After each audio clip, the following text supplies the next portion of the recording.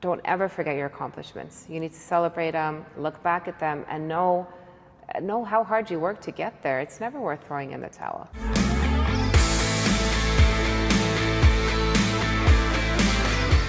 Welcome to The Executive Edge. I'm your show host, Kelly Jawhari, and today we're going to be talking to somebody very special. Her name is Choufi. She is known as the Hummus Queen. She is an entrepreneur and she's a mother of 4, and she does all of it in 24 hours. Choufi, very nice to see you again. It's always good to see you, Kelly. So excited to be here today and really excited to dig deep into our hummus bucket. I love it. I love it.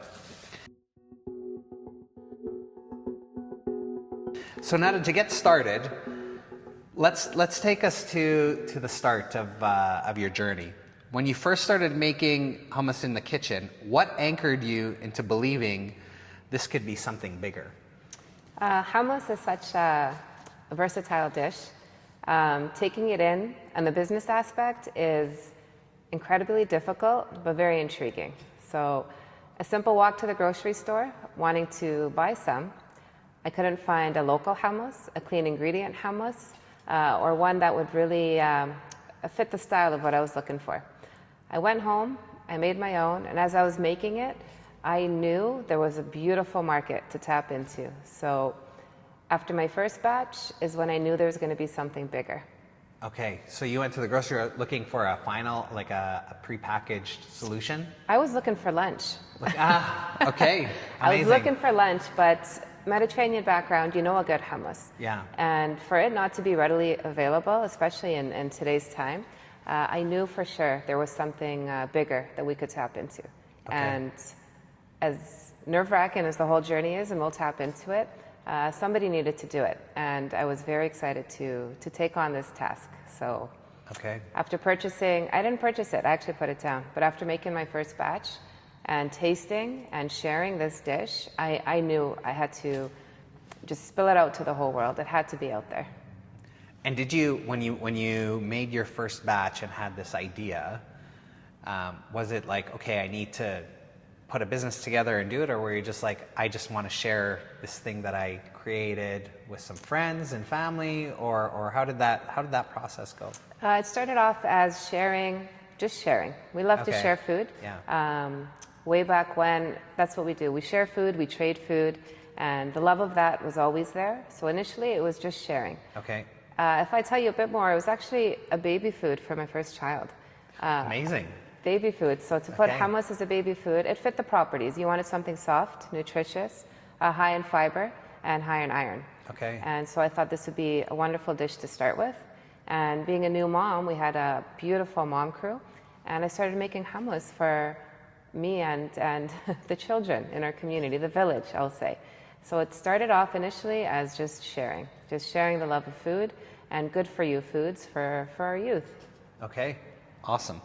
Okay, Nada, so what values and inner compass have guided you from the very beginning? So throughout the journey, I lean a lot on passion. Okay. The passion goes nowhere without a plan, so I always try to keep the two together. Okay.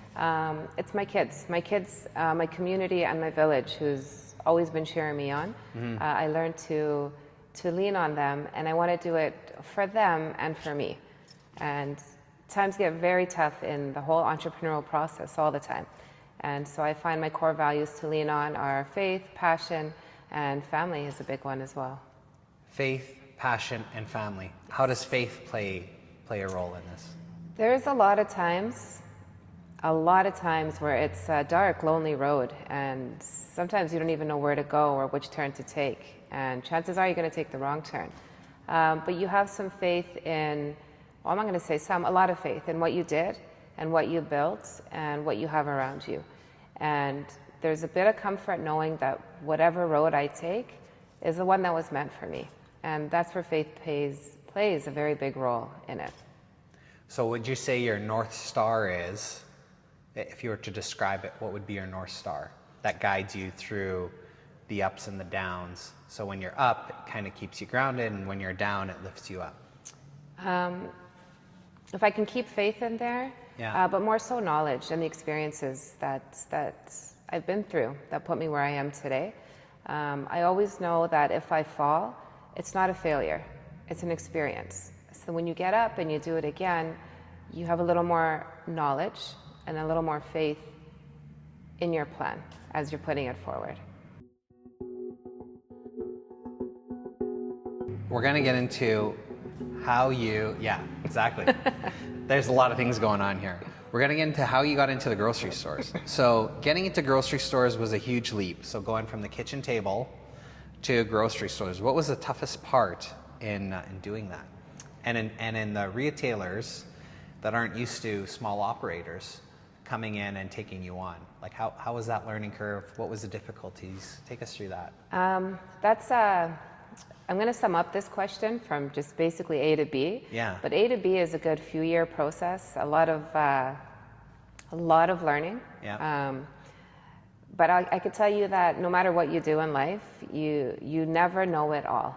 And as much as you think you know, there's always leave room for growth, improvement, and just learning more of it. So I was like, I want to list this. I want to get into the retail space.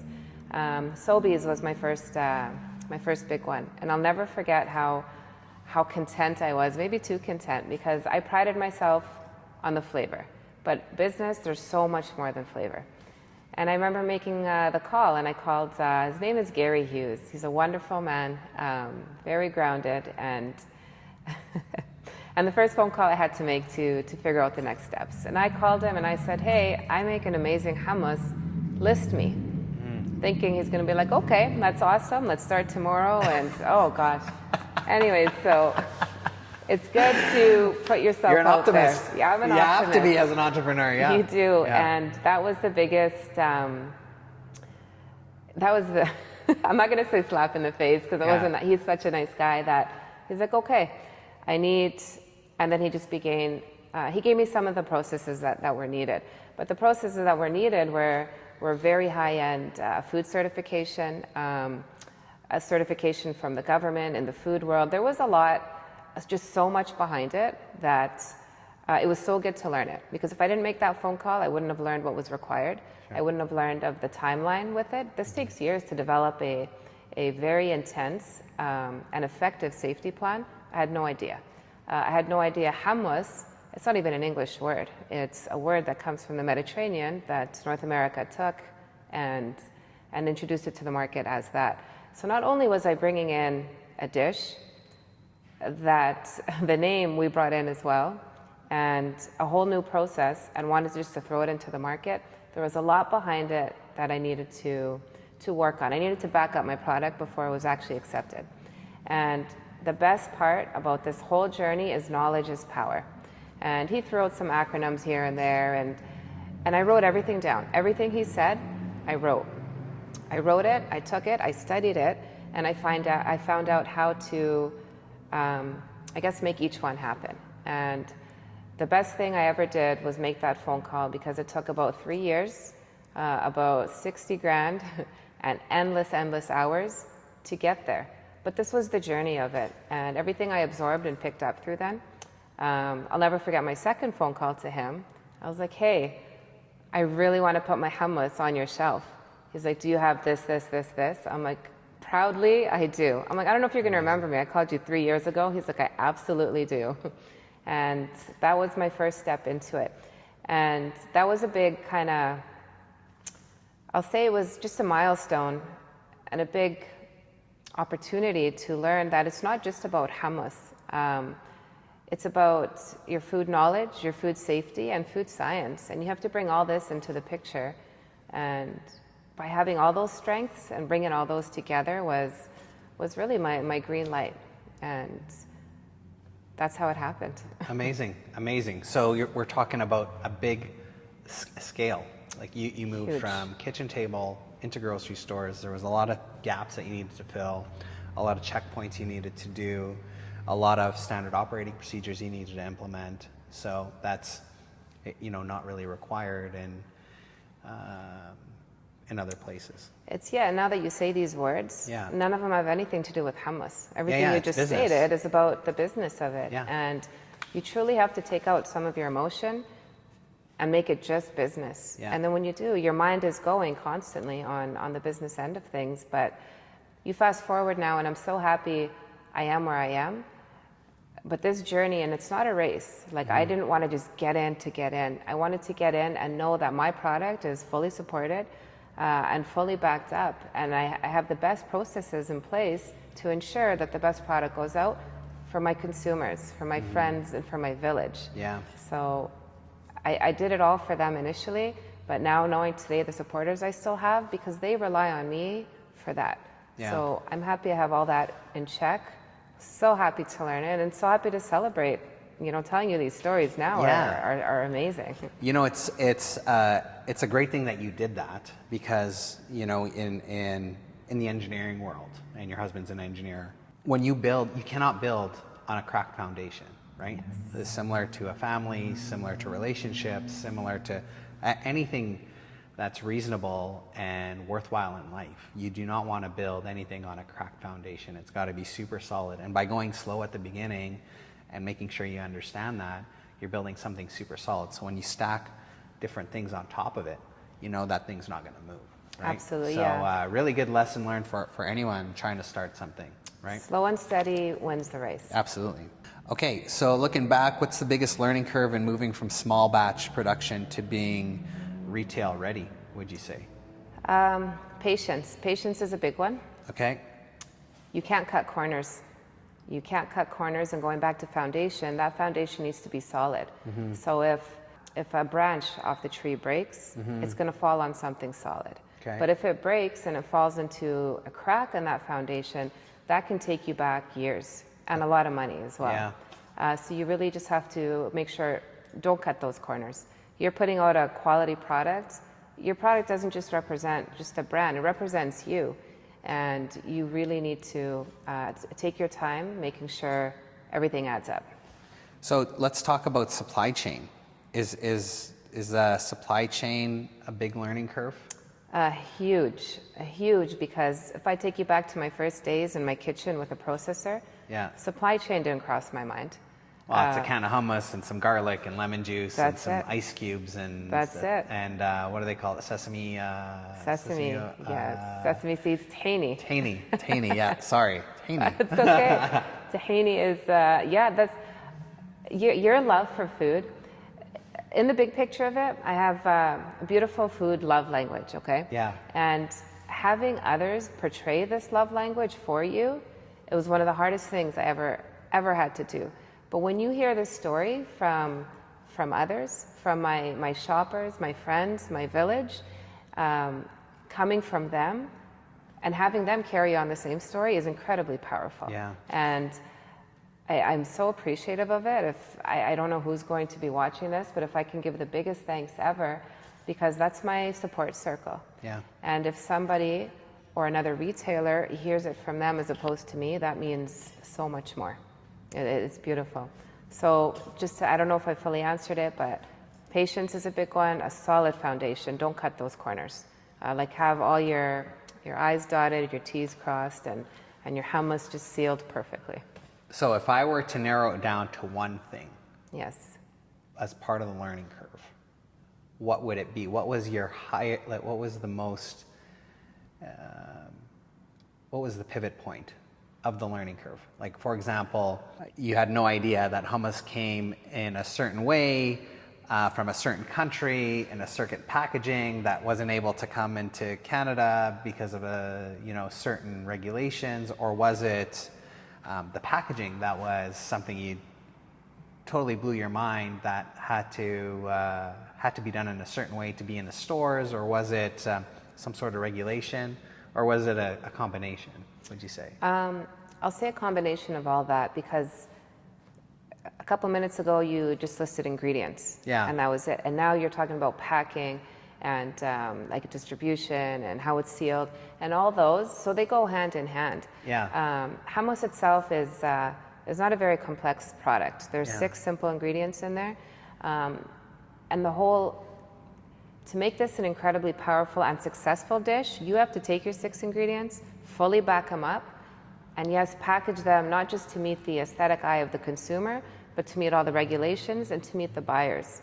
And so to put these ingredients, basically like this, I don't know, like this master formula that you have, and you have to pack it into a magical box that's attractive and also approved for the world, is incredibly hard. So I can, maybe if we narrow it down to a question, but the whole process of it itself is timely. You do need patience for it. You definitely have to take out your emotion. There's days, I don't always post this, but there's days where I just want to crumble and cry. It's so hard. Yeah. But then you cry and you dry your tears and you get up and you hammer at it without the emotion in it. Because at the end of the day, it's a business. And for your business to be successful, there's a certain blueprint you need to follow. There's a lot of angles and a lot that will come in at it and maybe attempt to alter your blueprint, but that kind of takes you back to the foundation. As long as your foundation is solid, you'll be able to grow. How many stores are you in today? I'm so proud to tell you that we've hit 500 stores. 500 stores? 500 stores. Congratulations. That is awesome. Alhamdulillah, I'm so happy. 500 awesome. stores Canada-wide, and this was a dream once upon a time. Yeah. And to see it coming to life, we should celebrate. You have to stop and celebrate your success. Absolutely, dude. That's a big one. How long did it take you to get here? Like physically the drive? Or? No, the time. It's taken years. It's taken a lot of years, endless hours. Okay. It's taken me more than 24 hours a day, I'll tell you that. Sure. So. Okay. And then just to put this in perspective, so we're in 500 stores, and how many pounds of hummus are you producing to keep up with that demand? Very proudly, I'll tell you, our last hummus run, our last day in production, we pumped out 400 kilos. So 400 kilos, so if we times it by 2.2, you're around 900 pounds. There you go. And is that per week, or is that per month, or like, what is that? That's per week, actually. Per week. So 900 pounds a week. So yes. you're doing 35... Let's do the math. 3,500 pounds a month. 3,500 to 4,000 pounds a month. You know what? You could say we probably hit 1 million chickpeas. Yeah. So we're doing the math. 3,500 a month times 12. Like you're talking about 45,000 to 50,000 pounds of hummus a year. Yes. Holy jumping. I won't double check your numbers, but it sounds about right. That's amazing. Amazing. Yeah. Fact check those, please. We're there. Yeah. We're there, and the most beautiful thing is more to come. Like we're bursting at the seams, and to be able to know where we're at and where we could be is it's a beautiful feeling. Amazing, amazing. That's a huge win. Congratulations for that. Thank you so much. Absolutely, absolutely. Was there a moment where you just looked up at the sky and you're like, this isn't just a family kitchen anymore. This is a serious operation. Yes.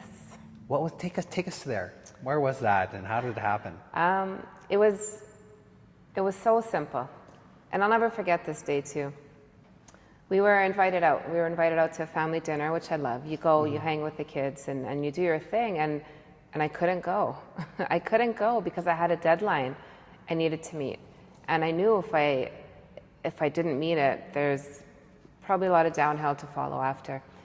And just knowing that my workload was getting this big, I actually stopped in my tracks. I was like, this is a big deal. I'm going to respectfully decline dinner and go and hammer out what I've, put myself out to do years ago.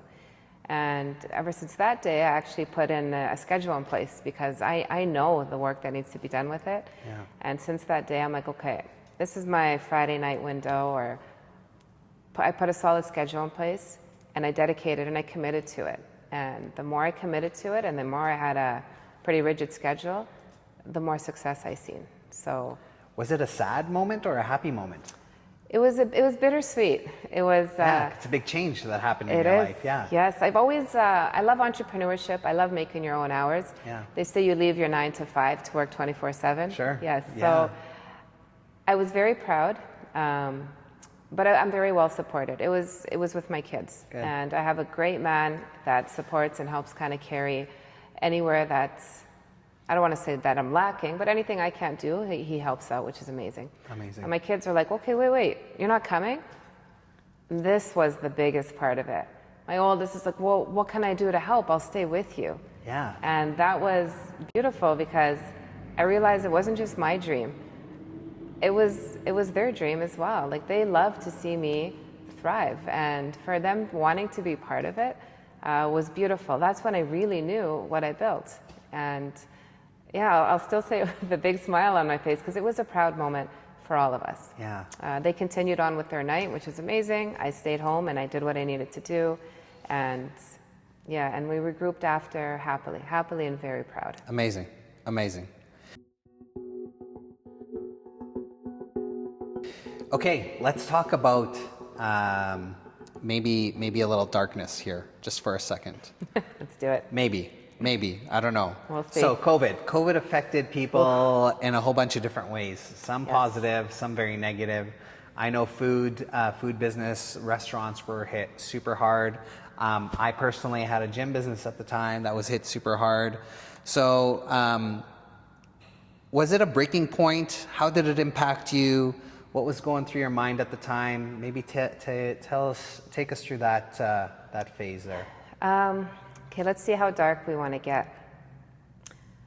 Entrepreneurship in general is you walk into the world blindly and you try to open a business and raise it and have it flourish, right?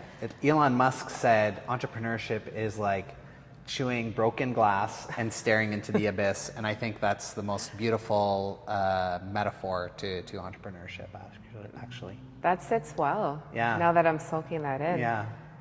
Okay. Sorry to interrupt you. No, Mr. Musk has got some good, very powerful quotes, obviously. And I wish we could talk to him about how he navigated through COVID, because it took the whole world. It just blindsided everybody. Absolutely. The problem, one of the many problems with COVID is, especially in the food business, nobody wanted to touch anything, right? So I was fully secure with my safety plan. So that was amazing. But in the early stages of COVID, any chance of anybody even having COVID, everything was disposed of. So I was at my kitchen. This is an unfortunate story, but really good to learn. And it was good for me to learn too, because if I can't take a financial hit or any hit, I shouldn't even be in the business. We had a beautiful production run. We were filling a lot of orders. And somebody around the kitchen may or may not have been in contact with COVID. We came home that day. We made it was a pretty heavy order, I'll say, close to maybe 10,000 worth. And since there was $10,000 worth. Yeah, we'll say dollars. Yeah. And since we were potentially around somebody that may have potentially had it, we disposed of all the product. You had to throw it out? We had to throw it out. Oh, man. And then a week later, it was confirmed that there was no COVID. Oh, my God. So that hurt. Yeah, of it course. hurt, but it was really good to, I guess, kind of learn it. When you throw out product, you have to take your emotion out of it. Because for me, I don't like to waste food in general, but to know that we had a full production run, the team put all their effort to do it. I still pay them, of course. Yeah. Our product, our packing, our labeling, and most importantly, the hummus product was all disposed of. After that day, you have your ups and downs. After that day, I wanted to make sure, I don't take a financial hit again, especially during COVID. It was really hard to take any financial hit. Yeah, of course. I actually got some phone calls, which were really nice. And I'll never forget, this truck driver called me. I was in talks with him prior to COVID, and we were talking about distribution of my product outside of Alberta, and his rates were a little bit high for me at the time. I'm like, I really want to move with you guys, but I can't afford it right now. Mm-hmm. During COVID, I thought I was on a slippery slope down and just going to close soon. He called me. He's like, I saved your number, and I know we're in COVID, and because of the tough times right now, I want to actually distribute your product for free to keep you alive. Wow.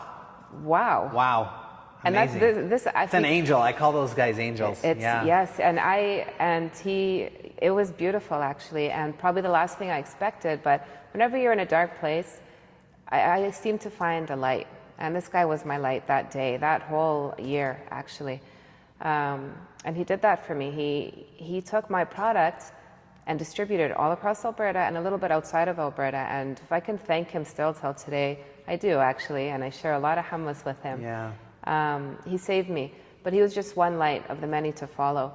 After he did that, I was the only thriving hummus business in all of Alberta. Amazing. And there was a lot of love for locals, Yeah. right? So me now having a local product that is clean and certified, because I went through all those wonderful steps that took a lot out of me, Yeah. my product was backed up.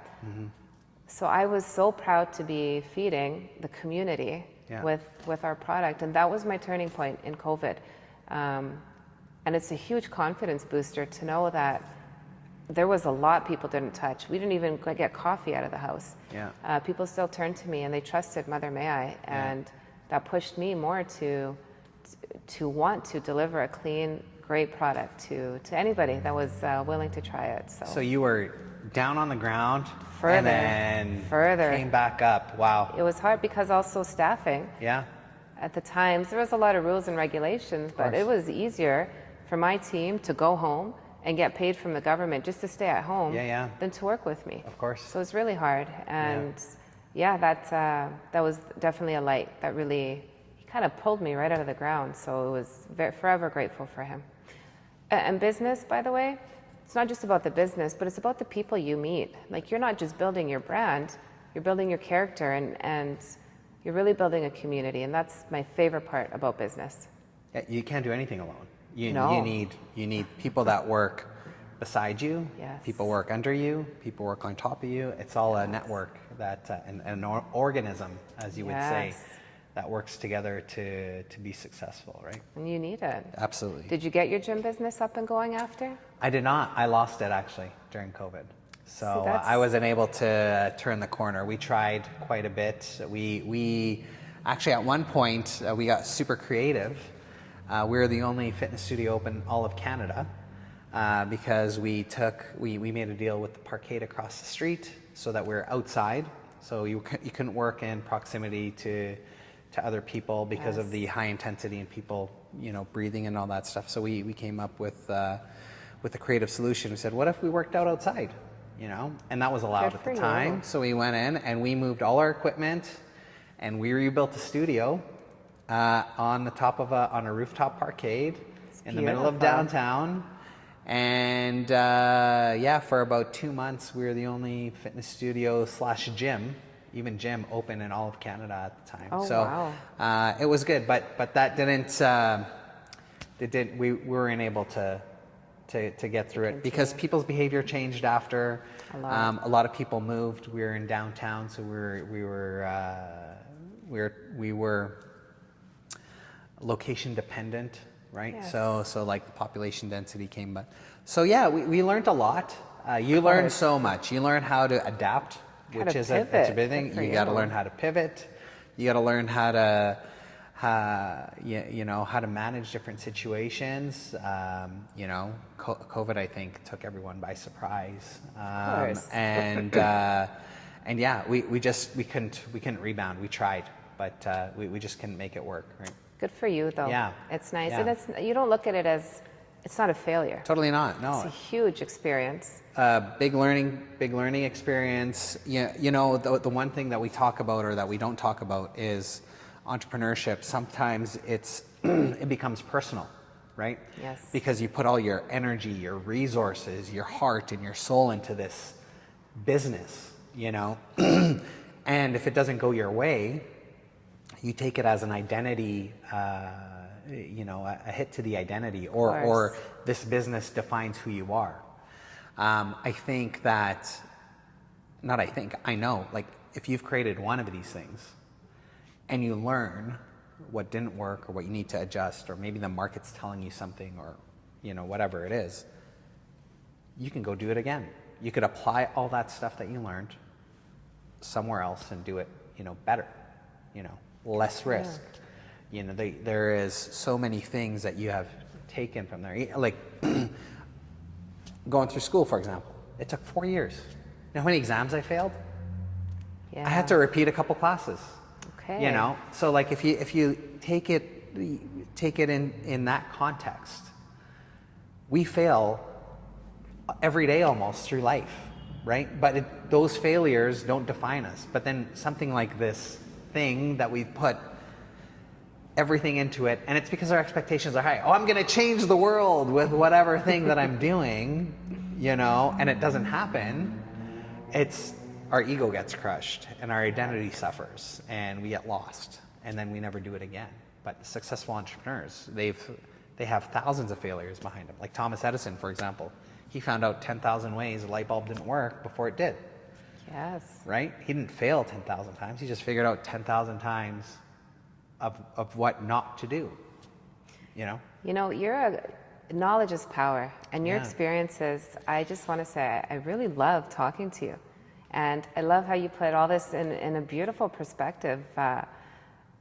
You really do. You take all your experiences and you put them towards something bigger and better than the first time. Yeah, Including thank your you. one failed exam. So impressed by everything you've accomplished. But it takes those failures, I think, to push you to the success moment. And it builds our character and it builds who we are, right? Like I think if we apply them in a positive way, we become better people, not just in service of whatever we're doing next, but in each other, right? We create empathy, we create compassion, we create all these, like, mentorship. Yes. You know, you start wanting to help people. You see people struggle. You're like, no, don't do it like that. Like, take it from me. I did it a different way, and this is how it works. So it's this beautiful thing. So one domino falls a certain way, it affects the rest of the dominoes so much differently, right? So like failure can be a beautiful thing, right? But I don't think it's a failure. I think it's just a lesson learned. Oh, yeah, we should sub the word failure with experience or lesson. Yeah, for sure. absolutely. I think so. Like if Thomas Edison gave up on us. Yeah, I mean, we would have probably waited longer. I'm sure somebody else would have found a light, but it would have took way longer. And then all that work that he would have done, you know, maybe it wouldn't have translated, like, you know what I mean? Absolutely. Yeah. That actually answers the rest of the questions that I Does think it? you're going to ask. Okay, But yeah, okay. he's determined. Was there a moment when you thought about abandoning the business or asked yourself, what the heck am I doing here? Like everyone does. Every single day. Every day. We're allowed to be honest, right? I didn't get all dark. This is what this is all about. Yeah, this is what it's all about. I'm going to speak this. Yeah. Entrepreneurship is the hardest thing you will ever do. But if it was easy, everybody would be doing it. And that's what gets me through it. Yeah. There's my times where something goes wrong. There's always something that goes wrong. Entrepreneurship, let me redefine it, is where everything goes wrong, but you see what you have the capability to make right. Yeah. So there's days I want to throw in the towel. There's hard days, but go back to Thomas Edison now. You look back at what you've built and how many times you've tried and what you're going at, that you've come too far to throw in the towel. And if you really want to build your legacy, this goes right back to question number one. Your passion is there and your faith is there. And as long as you have a plan or some kind of direction in there, you will do well. Do I think I'm special? I think you need to add resilience. Like, you can't not give up. Put resilience in there too, yes. And it's not about being, some people, and I love it, like, well, how do you do it? It's not about being special. It's about being consistent and being determined.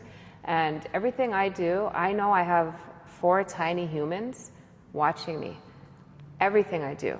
And they take from it. And they're a big reflection of how we get through these problems, through these successes, through everything. And it's really all about how you handle it. So yes, there's many times I want to throw in the towel, but I don't think I ever will, because I know how far I've come. Yeah. And if you're ever in doubt, just take a look behind you and don't ever forget all your accomplishments and everything you've done. And sometimes you just get kind of in this little entrepreneurial mind and it's a bit lonely there, but you have to, don't ever forget your accomplishments. You need to celebrate them, look back at them, and know how hard you worked to get there. It's never worth throwing in the towel. Yeah. And then if you throw in the towel, what's your plan B? To go back to your 9 to 5? That's a pretty comfortable plan B, I'll say. I've done it before. There you go. Okay, I'm sorry. That's a comfortable plan B. It's fine. There's no shame in falling back, right? There isn't. There's no shame. But I got out of my plan B to pursue my plan A. Yeah. So I'm not going to give up that easily on my plan A. Yeah. And if I were to give up, I know that I have 4 little humans looking at me saying, well, why'd you quit? Yeah. When I'm the one saying, you don't quit. Or you have this hockey tryout, you're going to hammer out at it, you're not going to quit. Or you're playing soccer, you got this far, you don't quit. You have a big exam you're scared of, you don't quit. You can't quit. And just, you keep going, and that's it. Like, keep going, period. So there wasn't one time Yeah. that you're like, Oh yeah, there's one. okay, there's many times. I know there's many times, but was there one time where you're like, I don't even know if I can do this anymore? Yes. Because I know in my business, there was one time where I was like, what am I doing? Like, this So is... tell me your time. Tell me your time. Oh my God. So the one time that I actually thought about it was after COVID. So After COVID. So during COVID, actually. Okay. When COVID actually ended, it was like it didn't happen and it was gone. If you remember, Yeah, right? It was like weird. regulations are all lifted. We don't have to follow any safety protocols anymore. Like, everything is back to normal. Open up your stores and let's get back to whatever it is we're doing, right? But that's not how it went. Like, behavior changed. People adopted this life that we lived for 2 years. And so right before COVID, our business was thriving.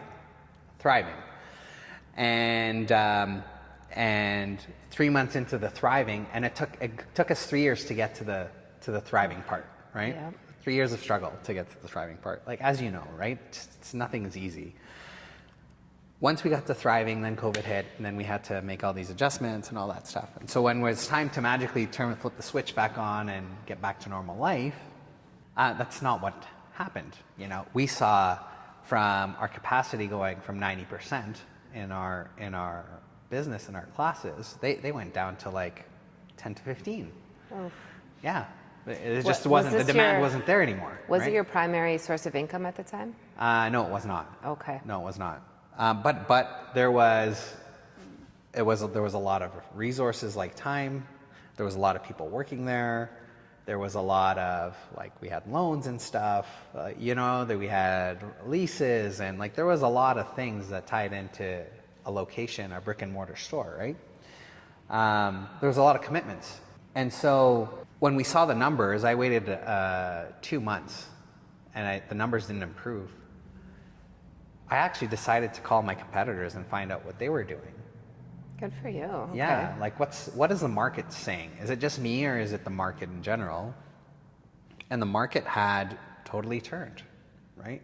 Especially for restaurants at the time and gyms in particular. Yeah. Anything where people got together, the behavior had just changed. Like, everyone got a Peloton at the time, and that's how they were staying healthy. And if you looked at the Peloton stock during COVID, it shot through the roof. And then after COVID, it's all gone because people wanted to interact again, right? But it took about 12 months for that shift to happen. Holy. Yeah, it took about 12 months. But then there's carrying costs associated with keeping your business open, waiting for the demand to catch up. And when we did the business modeling and the analytics, for the amount of uncertainty that was available in the market, I wasn't able to commit that kind of capital to carry my business for maybe it will get back to normal. And so when I looked up, it was emotional for sure, because you feel like I got nowhere with this thing. Like, I spent all this time and effort and resources, and I have to, I got to fold it because it doesn't make sense for me to keep committing to it, because it's not, I don't know if it's going to get there or not. Like, I can go through the process and hang in there, but is that really the smart thing to do? Or is there somewhere else I can focus my time and effort and capital to? And that was the one moment, right? But it was logical. It was rational. I took, like you said, you have to take the emotion out. Even though it is emotional, like when I finally made the logical and rational decision to close it, then there was an emotional, downstream effect of that. Of course. But yeah, like that was my one moment, and I think I took too long explaining it. But there you go. No, it's it's good you touched base on all of it, and because you touched on a lot of important things. You took your emotion out, even though it is still an emotional move, Yeah. right? But at the end of the day, again, I guess, chewing on the glass, right? Yeah. You walk in blindly. COVID blindsided everybody, and it was very interesting to see how many people were able to pivot and continue. And there's a lot of beautiful success stories. Of course, yeah. And there's a lot of closed doors as For well. sure. There was so many. It was heartbreaking, and it was very hard as an entrepreneur walking. I was downtown Calgary, business closed, doors closed, and it's sad to see. But you take your emotion out of there. Maybe it's closed, and now they're going to reroute and do something different. Yeah. Everybody learned something from it. Yeah. And you take your learnings, and I do hope that you put it somewhere where you take your learnings. I don't know how to finish this sentence, but that knowledge is power, and you're going to take it and put it somewhere else. Yeah, you have to redirect that energy. There you go. That's what you got to do. You got to redirect the energy. So you could direct it down, or you could direct it up. And it's either, there's always two ways to look at something. It's either productive or destructive. That's how I see it. It's the yin and the yang. There's no gray area really, right? So you're either moving forward or you're moving backwards. Because standing still is actually moving back. Yeah. Because time is moving on and everyone else is progressing. So you're getting left behind, right? So you got to figure out which direction you're going. And I always choose, sometimes it takes me a while to get walking again, because you got to collect yourself. but you gotta keep rolling. Yeah. Yeah, you fall, but you get back up, and you got to keep walking down the journey. I like that. Okay, so we're not going to talk about your one moment then. I'll tell you. I'm just gonna have a sip of my hummus. Yeah, go ahead. I had a recall, and recall. Now you have to take your emotion out of this, okay? Yeah. But recall is where they pull back your product, right? Like pull it off the shelves? Pull it off the shelf, or they just recall it completely. Mine didn't yet hit the shelf, but. Why did they recall? Okay, so this is my first time dealing with a recall, right? I did all my homework. Remember, I got all my certifications, so I know how to handle anything that were to come my way. Yeah. But it's so different reading it. Yeah. I'll just tell you that my emotions, you really got to control your emotions in anything you do in life. Okay, so just for context. Yes. How far into the journey are you in when you get your first recall? Not yet at Sobeys. Okay. A smaller store. Okay. Small enough for me to handle it well. Okay. Small enough for it not to break me, but big enough for me to take a big emotional toll on me. Okay. It really, if you rewind back, so if that answers the question. Yeah, so we're right before our big scale and growth spurt. Yeah, before the big scaling. Yeah, okay. So this is a pivot point actually. So if it could have actually taken you out of that big growth and scale part of the business, right? Yes. Okay. At the day I got the email where they say, your product's been recalled, please pick up. I thought it was the worst day of my life. I wanted to close up. I was emotionally hurt, and I know all the time and money to put this order together. But if you tell me today, or I'll tell you, that was the best thing that ever happened to me. Because if I can't learn to handle something on small scale, there is no way I'm gonna get eaten up by the big guys. Yeah. So I handled it perfectly by the books. And it was something simple. It's temperature control. And as you grow, my product was shipped that day, and the temperature was almost a degree off. And this gets you back into food safety. So something so simple, but I really count my blessings that I was caught for something so simple and learned how to handle it. Because if it was something bigger, it's not easy to kind of recoup from afterwards. Sure. But it was just, so the process of it, I get an email saying your product's been recalled, you need to deal with it, and give me a reason why.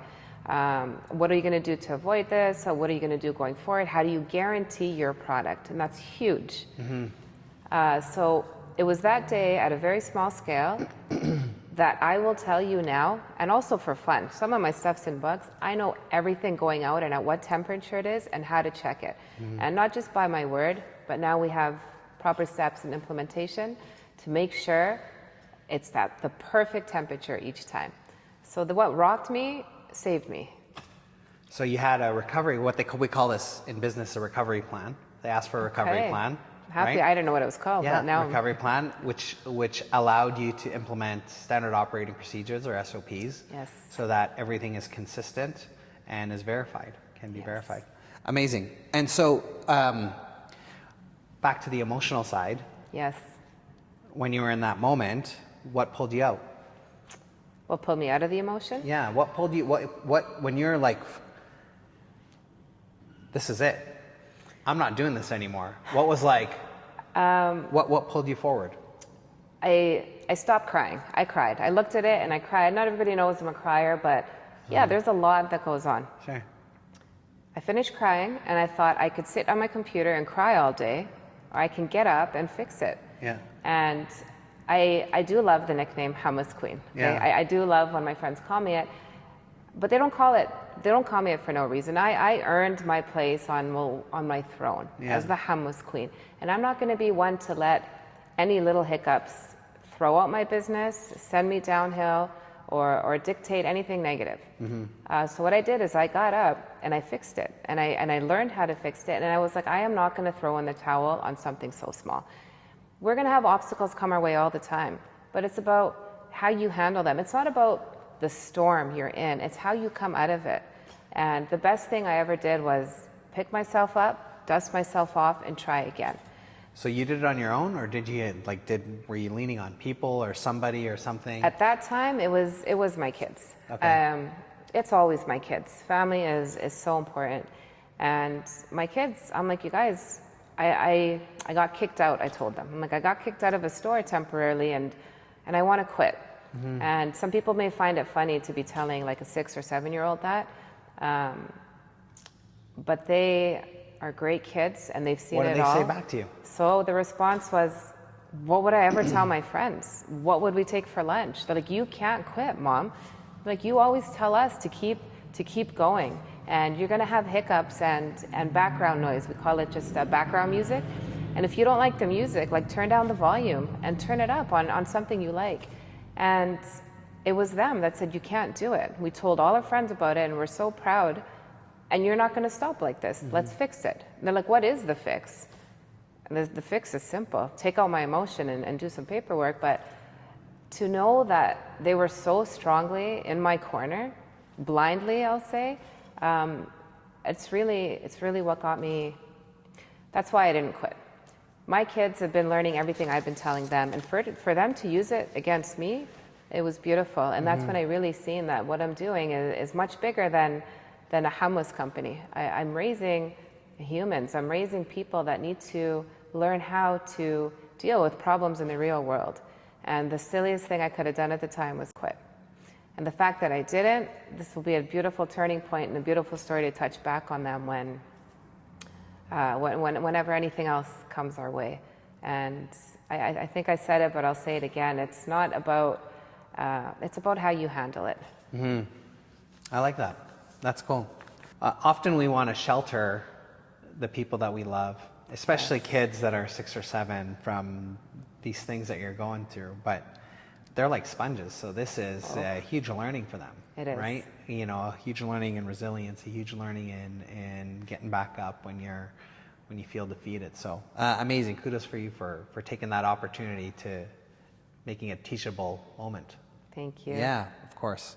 Was there a moment you didn't think you can keep up with the growth? Yes. Okay. There is. Okay. There's a lot of moments like that. I'm currently going through one right now. Okay. Because you're moving right now from I have individual packaging into Yes. wholesaling. Okay, yeah. So we're going to talk about that too. Yeah. But there's always opportunity. And anytime you feel you're in a dark place, always remember that when a flower blooms, it starts off as a root. And you're in the ground, there's no sun, there's really no way out except for up. So when you're feeling like that, just know, and you're really feeling the pressure, have faith in knowing that the next steps are blooming and beautiful. So You must grow though. You must push up. you must go, of course. You Your must only push way up. up is Yeah. up, but you can't Yeah. get there without really. That's why growth is really uncomfortable, because it happens under pressure. Of course. Yeah. Nothing happens in your comfort zone. Yeah. And so you really need to step outside but you need to be tested. And why I asked you about your business if you had another income, if you don't have a safety net, you will do better. You don't have a regardless. choice. Yeah. I lean on my husband. He's a wonderful man, and I know he will take care of us emotionally and financially. And that is my safety net. And so I do have that comfort, and sometimes I'm able to make bolder moves because of that. But if you had no safety net, have you ever watched Batman? Of course, yeah. Okay, you know when Batman wants to get, or Bane or somebody wants to get out of that cave, Yeah. right? And they have a rope in case they fall and he's on the rope. Oh, you're talking about... This is the old school one. This is the Batman Begins, where he encounters Bane, and There we Bane is go. born in the prison, in the Yes. Chechen prison. Yeah. And He grew up in there. He grew up in there. Yeah. And he did not get out of that cave. It's a big jump. It's Yeah. a huge leap, and they always do it with a rope attached, so in case they fall, the rope catches you. Yeah. And he got It'll out. break your back when the It'll rope break catches you Yeah. if it doesn't kill you, Yeah, of right. course. Yeah. And the biggest moving point of the movie for me, everyone, I know it's Batman, it's a cool movie, but for the director to do that and have him jump out of the cave without a rope is the only time he succeeded. Because he knew that option B, Death. that's it. Yeah. So the safety net, that's why I touch base on that a little bit. And I do feel comfortable with mine, but my safety net gets thinner as I grow. Like my next moves, they're You're big burning the enough. boats. Yes, they're big enough that we got to make it count. Yeah. But so to answer your question, I forgot your question. The question was when you didn't think you can keep up with the growth. Okay. Yeah. So when you do, so yeah, growth is a beautiful thing, and you really have to plan it the right way. Yeah. You have to have a plan, and this happened going from A So to let B. me tie it into another thing, right? Okay. So was there systems and leadership changes that you had to make to handle the scaling pressure and growth? Absolutely. You have to adjust, and as you grow, you learn the different aspects that you need to fix or improve on, or just completely alter. Okay. And there is a huge difference from making my first hummus tub, which I'll always keep, is a little 283 gram container. Yeah. Okay. And my orders used to be 5 containers. Yeah. That's it. And I'd go in and book a full, proudly day of production. I'd lose so much money because it's 5 tubs. Sure. But when you have to put your numbers in. There's a lot of course, on the business, no emotion side to it to make your numbers add up. But you really have to be smart when you're scaling it. If you miss a PO, like if I don't fully fulfill one, I get charged for it. So I kind of like that as a push to make sure. But So you get penalized if you don't fulfill your get penalized. PO order. So Yes. if I'm Sobeys and I'm ordering 1,000 units, Yes. if you don't fulfill the 1,000 unit order, I charge you back. Yes. Wow. So these guys will, I'll usually get an email for a PO. Has there ever been an order you never? No. Okay. No. I will go out of my way. I will work the double time. I will book more time to make sure I fulfill my orders. Yeah. I want to give you almost a one-sentence answer to that question, but the most logical one I can give you is you really have to plan. You have to plan it. You have to be organized. Your success doesn't come in one day. It comes from the whole, when you're training for something, you have to train and you really have to plan for it to implement it. Okay, so if we were to break this down into systems and leadership lessons, Okay. right? So did you have to delegate more? Yes, Okay. that was hard for me. Okay, so what did you have to delegate and why was it hard? Because I'm in charge of scheduling and I'm in charge of hours. So and you do everything. I do everything, but you can't do everything. Correct. Okay. So what was the first thing that you had to delegate? Okay. Yeah. I said, may you please stay longer? I need you. Like, what kind of boss goes and says, hey, may you please just hang out? Like they were doing you a favor. Yeah. Oh. But being a boss Yeah. and knowing where all your numbers are. A leader. Yeah. So being a leader and having a team you can lean on is very important. Sure. And I want to, I'm in charge of my kids. I could tell them what needs to be done and they will do it. Yeah. But when you're taking on a group of adults and needing to be the strong leadership in front of them, I did struggle a little bit. Yeah. It was hard for me to tell people what to do, especially with no emotion, Yeah. and make sure it's done and then follow up. And maybe because I'm still not sure if it was, maybe I wasn't as firm or strict, but not everything was done. And then I usually, when I put something out there, I expect it to be done. And if it's not, I'm not one to call and say, hey, you did this wrong. But now... Did you have to implement systems in order to make sure that all that stuff? Okay, I so did. first step is delegation. Yeah. even when you don't want to do it, or when you feel bad doing it, Yes. even though you are paying somebody to Yes. take over that responsibility. Next step is you don't want to make them feel bad for doing a bad job. Yeah, So then I'm not you have sounding to, so good, but yes. right? So I'm just trying to break it down. Go for it. And then, so then you put in these systems in place so they can check, or you just check against the system to see if they did the job properly. Yes, Right. And that helped you become a better leader it did. and take some of your time back so you weren't doing everything on your own. Yeah, it's, Kelly, I'll tell you, for me, and maybe I still struggle with it, I find it very hard to tell people what to do. Yeah. I do. And then Okay. if they don't do it properly, But you have 4 kids and you tell them what to do all the time, and a husband. yes.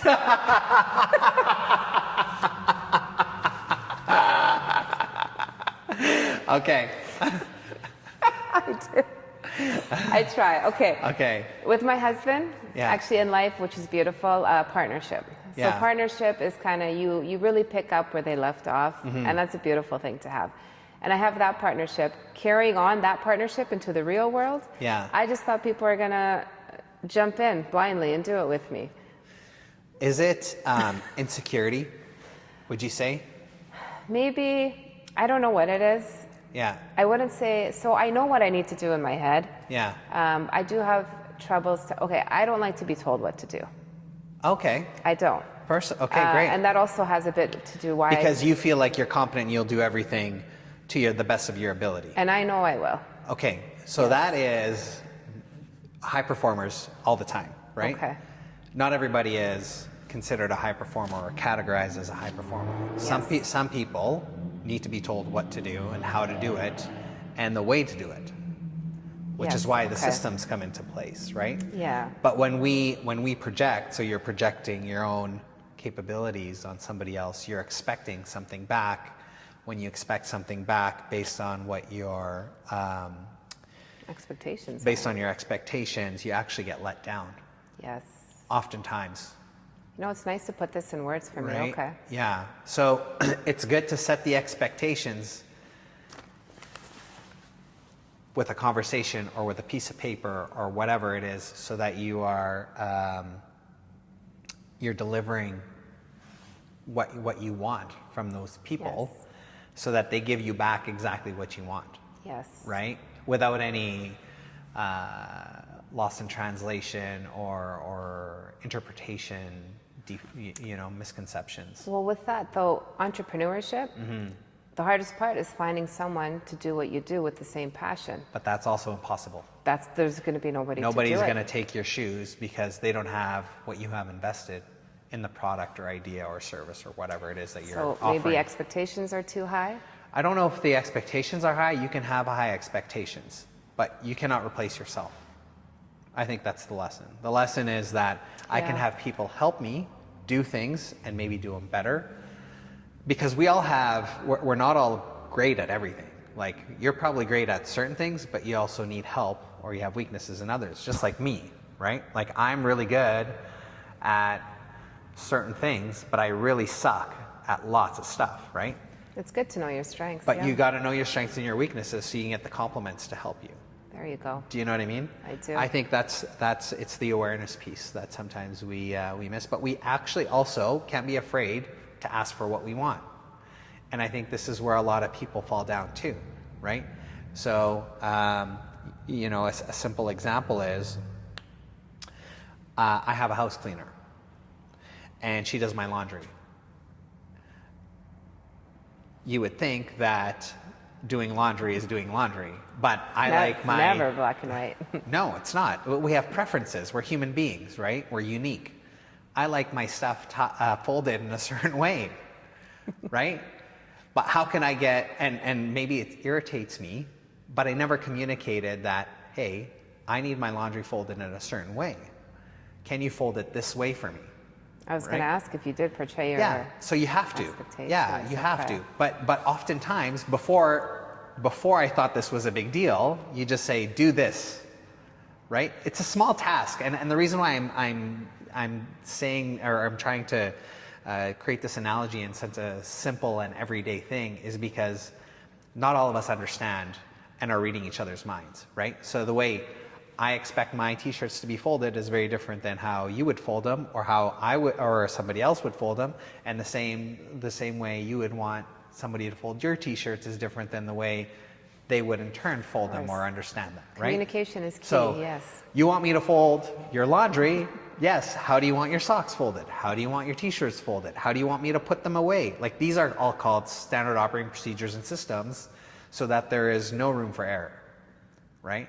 And big companies implement these as part of their, part of their business, but we miss that, right? And especially as an entrepreneur trying to grow a business, when you have everything in your head, you expect people to read your mind and to do all these things. You expect it to be clear. So I just wanted to break it down in these simple ways so that people could. Which, by the way, is so understood. good to look at it from that perspective too. And then you always wonder why the SOP standard operating procedures come into play. Yeah. And yeah, this is why I've come a long way. Yeah. But I want to share something. Yeah. I guess kind of funny. Yeah. So I had someone taking care of my kids. Okay. And she was making breakfast and whatnot. I like healthy eats. Okay. Yeah. So I get home and she's made chocolate chip pancakes. Yeah. And I'm like, you know what? So this is where I struggle saying, oh, do Yeah. you mind just keeping the chocolate chips out? It's nice to be very direct. Yeah. And it's okay. It's Yeah. not, I used to think it's not nice or this, but it's actually much more appreciated. Okay. And I like the word no. I've learned to really embrace it into our vocabulary. Another no is we're closer to a yes. There Right? you go. That too. No isn't a bad word, No. and yes isn't a bad word. Yeah. And it's okay to use both. That's why they're both in there. So she had chocolate chips in the pancakes, which is fine, but I'm like, I really try to cut their sugar. Yeah. I appreciate, you're trying to be, and I gave her a whole spiel because I wasn't really even content in telling her to begin with. I'm like, when you make breakfast, and she sat there listening. I'm like, when you make breakfast, skip the chocolate chips. This much sugar in their breakfast, and this is what it does throughout the day. And I really appreciate you trying, and this went on for 5 minutes. And do you know what she responded? She goes, I made the pancakes that were in your pantry, and you bought the pancake batter with chocolate chips already in there.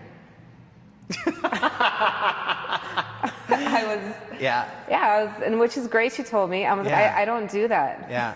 Anyways, sure enough, the box is right there, and I picked up the one I think my kids even swapped it. We got the one with the chocolate chip in there. Yeah. But so I was happy I was able to communicate it. It was so funny that it was me. This was me that I didn't even realize I did it. But poor girl sat there and got a full lecture from me because I had this expectation that I just assumed for her to know, and then I was the one at fault at the end too. There you go. Yeah. So communication is the crux of the whole thing. I'm so usually. happy she didn't just say okay. I'm so happy Yeah. she's like, it's your pancake batter. I love it. It's good. Okay. Let's talk about the wholesaling. So you're in the wholesaling space now. So we're in another scaling growth spurt in the business, Yes. which is awesome. How did you get into that space? And is there additional complexity that it adds to the business, or does it make business easier? Funny enough, it makes business easier. Amazing. Okay. Business is all about growth, and you need to really be moving forward always. Yeah. I'm in the CPG line, which is consumer product goods, or Okay. consumer packed goods, sorry. Yeah. So margins are very thin. They're so hard to deal with. And I've learned that it's really hard. A simple hummus container has about 12 different components to it. And you really need to do I'm it. going to grab that. Do you want to keep grab going. it? Yeah, Okay. you keep growing. Anything you're doing in life, think big. And you always want to work on your business, not always in your business. Once you get out and you work on, this is my happy place here. Show us to us. Okay, this isn't my small consumer packed goods. This is your wholesale product. Celebrate, because this one's beautiful. I love it. I was waiting for an order to be picked up. I don't have a lot of downtime. When I do, my mind goes. The order was actually late. The pickup was late, and I had to be somewhere. I waited for him. And kindly, I'm like, driver, you're late. I've been waiting for a bit. He said, I'm sorry, I had a very large food service order I had to reach out to. I'm like, you deal with food service? I'm like, I'm sitting here waiting for you to pick up all my tiny containers and you do food service. And just him saying that sprouted something in my mind. And it was actually just as of recently, I went into food service. So this is a 4-kilo pail. And what I automatically see is think bigger, right? So you got a bigger pail, way stronger margins, a beautiful community and outlet to tap into for this. And for the first time in my life, which I'm almost upset it took me this long, to know that hummus doesn't just come in a tiny pack on the shelf. Hummus will come in any way that you want it to. Sure. It was after this, and I also thank Mr. Trump for really showing Canadians how to dip in Canada and support each other before dipping into the States. And it wasn't long after this conversation, I actually tapped into beautiful food service markets where they were very proud to take a Canadian hummus brand that was packaged and designed locally and everything, because I do love the packaging, to replace some of the American brands. So this is a tariff success story. There we go. So the tariffs, the negative tariffs that are affecting lots of people negatively actually gave you an opportunity in the market to expand your product. It was a huge outlet. Yeah. COVID had many dark times. Yeah. You always have to find an opportunity in it. And COVID was a blessing for my company. The tariffs, it was so hard, and people are still complaining, and I complained. It was hurtful. But there's always, the grass is, I don't know how to say it. Greener where you water it. There you go. Yeah. So that's it. And it was, of course, there's many struggles with it, but no matter what goes on, you have to find an opportunity. And that's what really divides the thriving entrepreneurs from some, I guess, failing businesses. You have to be open-minded and continue to look above and beyond. There's always an opportunity. Yeah. I was so grateful to grab this one. But you also have to pursue it. You have to pursue it. Oh yeah. It's not just an didn't apple come off to a you. tree. But you had to do some digging, you had to ask questions, you had to connect with the right people. I always go back to faith. Everything happens for a reason. I'm sitting on a big pallet of hummus waiting for it to be picked up. I am so happy the driver was late. This gave me time to process it. I'm so happy I learned there's a big food service market. And I'm so happy, I'm so proud, I can hug this. My hummus now retails in many food service places. Can you say who your clients are? Or no? Some of it is private label, so I'll keep that one just for me at the heart. But now this opens another avenue for me, which is great. And if this is just one of many contracts to follow, I'm really focusing on making this one amazing. And I'm playing with all aspects of it. Earlier I told you how it's not just about the hummus. You want strong packing. You want something bright. You want something beautiful. Like, it's really your protege you're bringing to the market. For sure, Consumers don't see this, but my partners do. And they know when the pink pail comes. They know it's local. They know it's MotherMayI. They know it's a mom business that's going. There's so many great things that they see. Female entrepreneur. Female entrepreneur is huge. I take a lot of pride in it. And you should. I should feel be very really great proud about of all it. that stuff. I love it. And I love there's so much opportunity out there, and you really you got to be a go-getter and go get it. Amazing. Amazing. I love that. So we're into the wrap up here. Okay. For the entrepreneur listening who are in the thick of scaling, so you're in the middle of it now. This is the second scale that you've gone through. What's one lesson from your journey that they can apply today? You didn't get this far just to get this far. I like that. And always remember that. Okay. You keep pushing your path. Don't ever forget your foundation. Your foundation will start small, but it's what grounds you throughout. Take the big step. Get really uncomfortable. You might lose some things. You might lose some friends, some relationships, some contracts. Just know that you're moving forward. And honestly, not everybody can hang on for that ride. So whatever you're losing will be okay, because you know what you're gaining.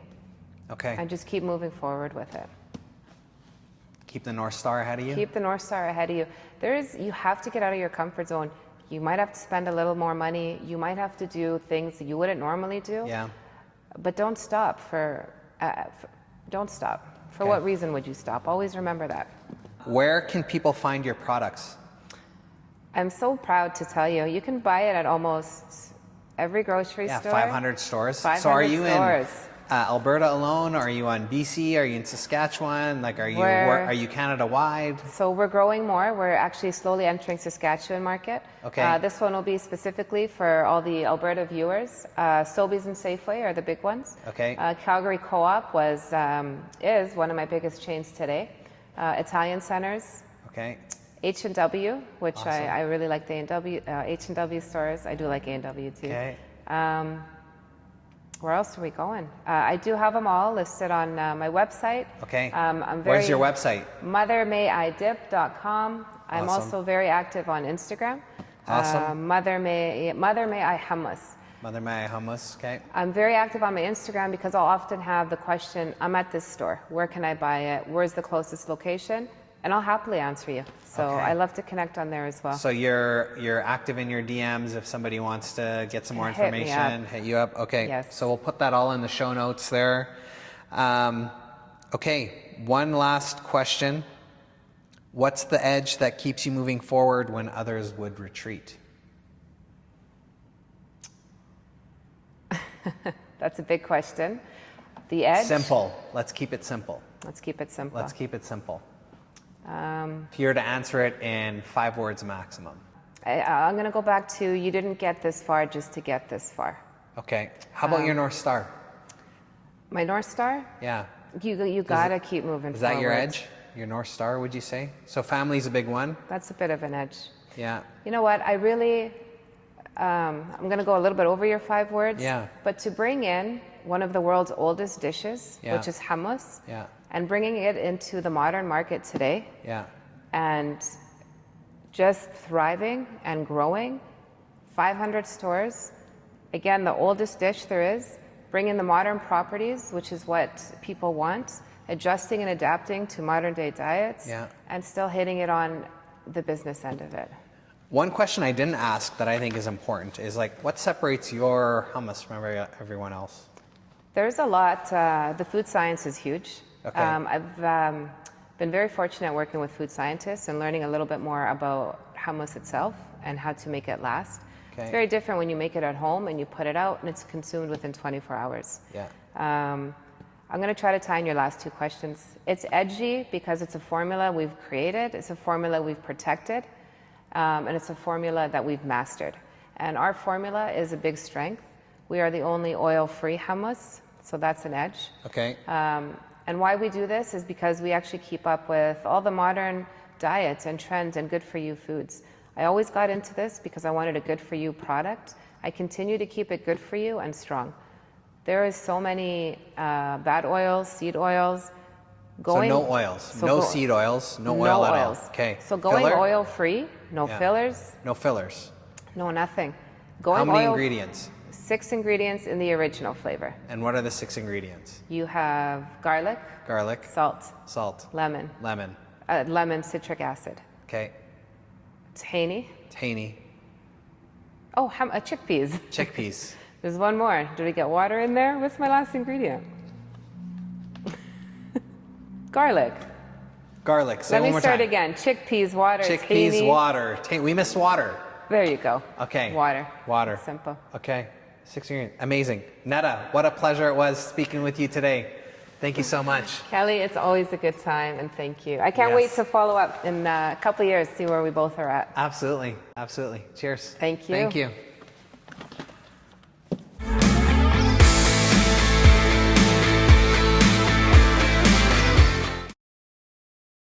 I think people's edge is when they have nothing left in the tank and they're on the fumes. Okay. What is it that keeps you rolling versus ditching the whole program? Like that's when I see, you know? Yeah, and that's for me, it's like when I got diagnosed with cancer, for example, like what was it that I don't have kids. So like what was I reaching for to get out of the situation, right? Well, I still have people to take care of. You know, I still have, like, I haven't squeezed enough out of this life yet. I wanted to, there's more like, my purpose is bigger than what I've set out to date.